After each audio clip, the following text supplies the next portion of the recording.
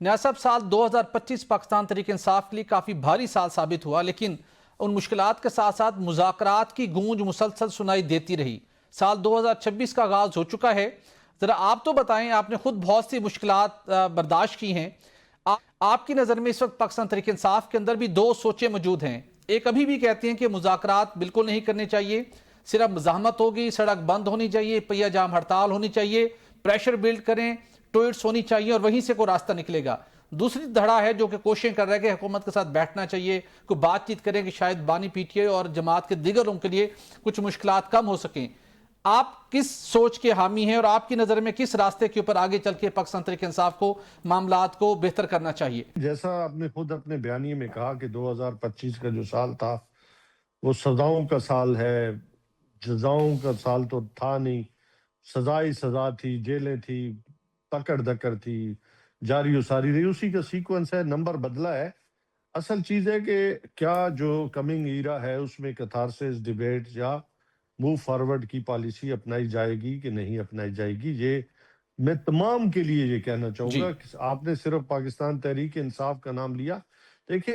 کوئی بھی political party اپنے دروازے نہ مذاکرات کے بند کیا کرتی ہیں اور نہ مزاحمت کے بند کیا کرتے ہیں، کیونکہ جب آپ پہ بات چیت ختم کی جائے یا آپ پہ بات چیت کو دروازہ بند کر دیا جائے تو آپ کے پاس اور کوئی آپشن نہیں بچتا، آپ مجبوراً سڑکوں پہ آتے ہیں۔ پرامن احتجاج ہر ایک پارٹی کا حق ہے اور وہ اس کو کرنا بھی لیکن سر چاہیے، یہ کیونکہ دروازہ اس تو میں علیمہ اگر خان صاحبہ خود بند کیے بیٹھی ہیں اور کہتی ہیں جو مذاکرات کرے گا وہ عمران خان کا ساتھی نہیں، یہ دروازہ تو اس طرف سے بند ہے۔ میں آپ کو میں بتاتا ہوں، خان صاحب نے نا اس کے لیے جو پرنسپلز طے کیے کہ پاکستان تحریک انصاف مذاکرات نہیں کرے گی، لیکن مذاکرات یا مزاحمت جو ہے اس کا فیصلہ جو ہے وہ محمود اچکزئی صاحب اور علامہ صاحب جو ہے ڈیسائیڈ کریں گے کہ آگے کی طرف کس طرح بڑھنا ہے، مزاحمت کی طرف جانا ہے یا مفاہمت کی طرف جانا ہے، یعنی کہ بات چیت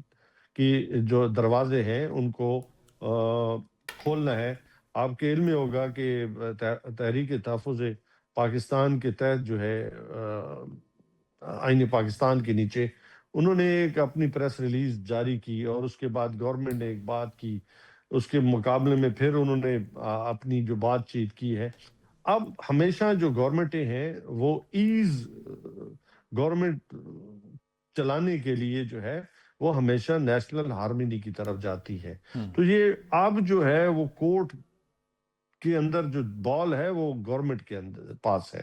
وہ اپوزیشن کے پاس نہیں ہے کہ کیا اپوزیشن سنجیدہ نوعیت کے مذاکرات کرنا چاہتی ہے ان دو لیڈران سے یا نہیں کرنا چاہتی، یا اس فورم کے ساتھ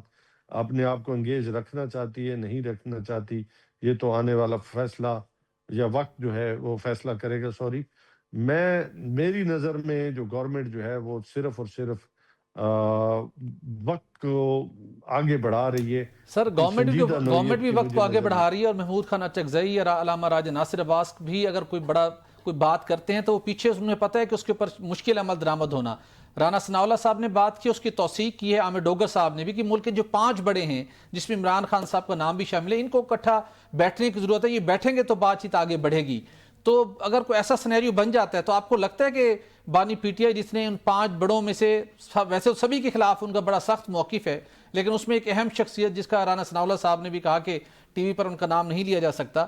اگر سینیریو ایسا بنے بات چیت کا تو بانی پی ٹی آئی ان کے ساتھ بیٹھ کے بات چیت کرنے پر آمادہ ہوں گے؟ میرا جہاں تک خیال ہے، جہاں تک میرا ایک عرصہ دراز سے خان صاحب کے ساتھ تعلق ہے، رشتہ ہے، اور پھر میں ان کا پولیٹیکل کوارڈینیٹر بھی ہوں، ہمیشہ ویسے انہوں نے کبھی بھی مذاکرات کے دروازے بند نہیں کی۔ اگر ان کا ماضی کا ٹریک ریکارڈ اٹھا کے دیکھ لیں کہ جب پارٹی سے سمبل چھین لیا گیا، پارٹی کو جو ہے وہ آؤٹ کر دیا گیا، اس کے بعد سزائیں دی گئیں، مینڈیٹ چھین لیا گیا، پھر مطلب